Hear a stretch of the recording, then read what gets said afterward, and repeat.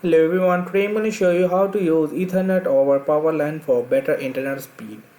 So basically, how to set up a Powerline adapter for better internet speeds. You will be just buy a quality kit like adapter set for the TP-Link and Netgear or Devolo. So you will be just check your plug into the first adapter and connect it to the wall socket near your router and use an Ethernet cable. So plug in the first adapter, connect it to the wall socket near your router and use an Ethernet cable to the connect into it.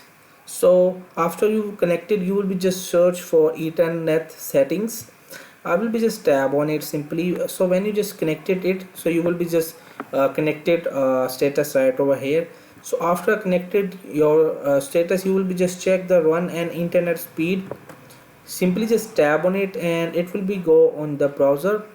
And when you just connect your device to the Ethernet cable to connect your PC console or the smart TV, so you will just tap on it to check the internet speed. You will know that how much speed you will be just gain by this Ethernet cable. So that's it. So hope this video helped you. Please don't forget to like and subscribe and get notified for more videos.